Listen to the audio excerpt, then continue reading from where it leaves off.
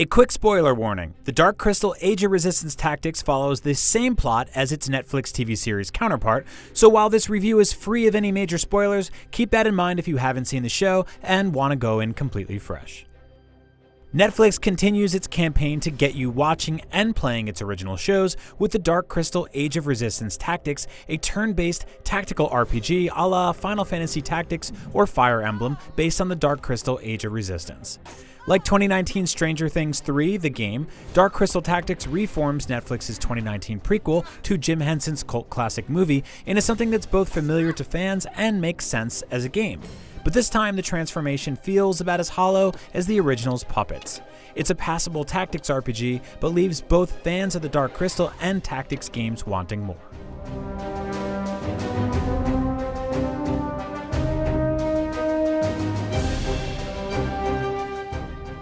Many of the Dark Crystal Tactics missions are pulled right from the sequences in the show, and new well-drawn comic strip cutscenes retell key scenes with a little flair. That said, this truncated version of a season's worth of plot doesn't deliver the story well, leaving it confusing to follow and lacking in any meaningful character development. It feels like a summary you'd get from a friend. It hits the crucial details and can be enticing, but never captures the emotion of any important moments. The Dark Crystal Tactics also invokes a different nostalgia with its game mechanics, specifically for PS1-era strategy RPGs like Final Fantasy Tactics. Its turn-based combat encourages buffing and debuffing character stats to give yourself the upper hand.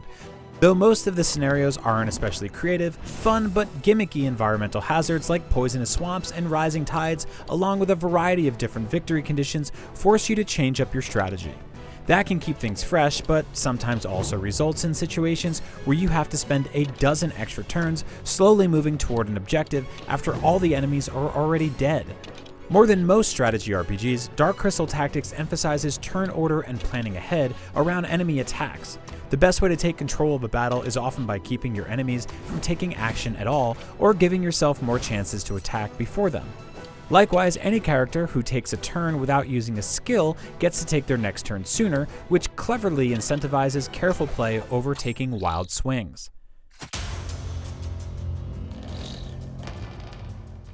But even in its best moments, slow, poorly designed menus make Dark Crystal Tactics a chore to play. For example, you have to select Move from a radial menu to move, rather than just clicking on a character. Loadout menus are sorted by character, and there's no quick way to cycle through each fighter's equipment or job. Likewise, there's no way to save your game mid-battle or quickly restart a mission. These inefficiencies, combined with fairly long load times on Switch, make navigating menus in and out of battle feel tedious, dragging the whole game down with it. Dark Crystal Tactics' greatest strength is its progression system, another clear nod to Final Fantasy Tactics. In addition to an overall character level, most of the 14 Geflings, Podlings, and Fizzpigs in your crew choose and level up a job, which determines their stats and abilities. While the standard job tree has 12 jobs, most of which fall into basic categories like a healer or a roguelike attacker, it's impossible to build your team of 4 to 5 flawlessly. You need to arrange character loadouts with an eye towards pairing fighters with specific sets of skills that complement each other and enable a specific game plan, which can be an engaging puzzle to solve. But this system works better in theory than it does in practice. With such a strict party limitation, some of the skills become infinitely better than others, limiting character rotation greatly.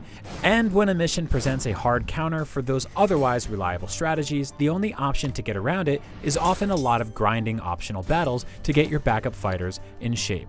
It's also worth noting that the pre-launch Switch version of Dark Crystal Tactics used for this review suffered from consistent bugs.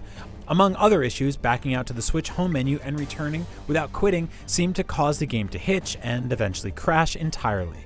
There's also a story map late in the campaign where highlighting certain panels would discolor a large portion of the screen.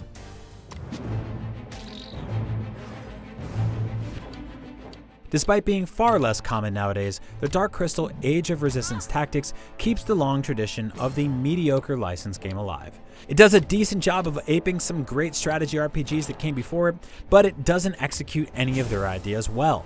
Couple those missteps with its aggravating menus, and Dark Crystal Tactics becomes more tedious than fun to play. For more from Netflix, check out our review of the Dark Crystal Age of Resistance show or our review of Stranger Things 3, the game. And for everything else, keep watching IGN.